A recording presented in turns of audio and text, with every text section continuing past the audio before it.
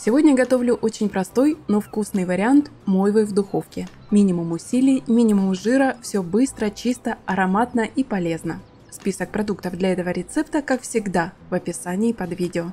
Начинаю с мойвы. Рыба у меня свежая, не замороженная. Но если берете замороженную, дайте ей полностью разморозиться. Обязательно слейте воду и немного обсушите.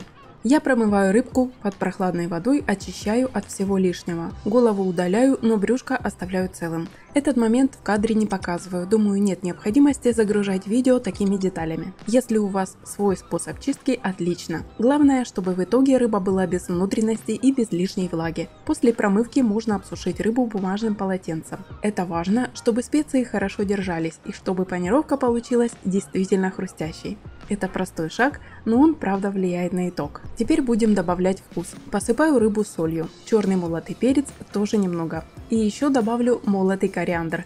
Мне нравится, как он раскрывается при запекании, особенно в рыбе. Аромат становится насыщенным, но не резким. Конечно, специи можно взять любые, которые вам нравятся. Кто-то добавляет сушеный укроп, кто-то лимонную цедру или паприку. Все на ваш вкус. Экспериментируйте.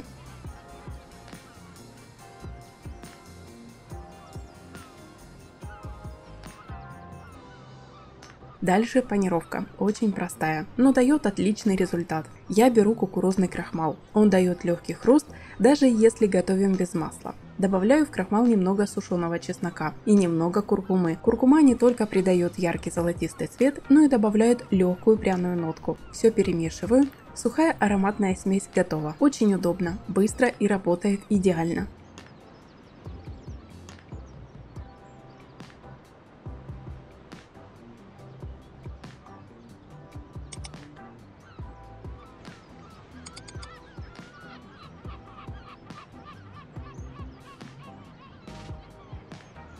Теперь противень. Застилаю его пергаментом и обязательно хорошо смазываю растительным маслом. Это важно, если масла будет мало, курочка может не получиться. Но и переусердствовать не нужно. Просто распределите масло кисточкой или салфеткой, чтобы был тонкий равномерный слой. Масло здесь единственный жир в рецепте, так что не стоит его полностью исключать. Обваливаю каждую рыбку в панировке и укладываю на противень. Стараюсь, чтобы они не лежали внахлёст, пусть лучше отдельно. Это даст равномерную корочку. Процесс несложный, но требует немного терпения. Если делаете сразу много, удобно раскладывать рыбу на доске и переносить целыми рядами. Отправляю в духовку, разогретую до 180 градусов. Время примерно 10 минут. Пока рыба запекается, у нас есть время на соус. И, конечно, пока не забыла, напомню.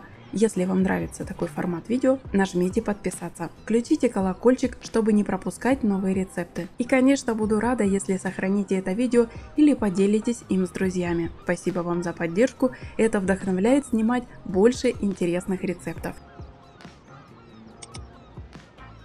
Теперь немного укропа, мелко нарезаю, он нам пригодится. Свежая зелень всегда оживляет блюдо. Если не любите укроп, можно взять петрушку или базилик. Все, что у вас есть под рукой.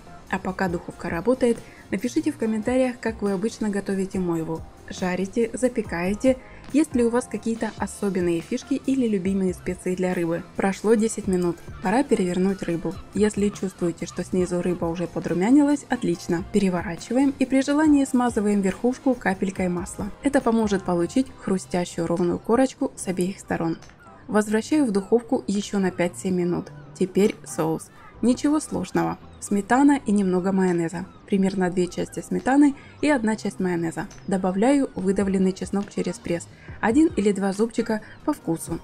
Можно щепотку перца. Немного укропа. Получится ароматно и очень вкусно. Все перемешиваю и соус готов. Хранить его долго не нужно. Он лучше всего сочетается с горячей рыбой. Все готово. Рыбу достаю из духовки. Она подрумянилась, пахнет великолепно. Панировка держится, корочка хрустящая, а внутри рыба осталась мягкой. Именно за это я люблю этот способ. Без лишнего жира, без дыма и брызг, но с отличным результатом. Выкладываю на тарелку, рядом соус.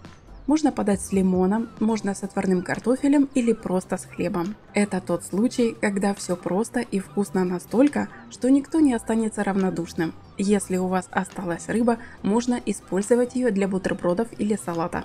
Но чаще всего она исчезает с тарелки за пару минут. В конце видео вас ждут еще несколько идей из рыбы. Обязательно посмотрите. Приятного аппетита и до новых встреч!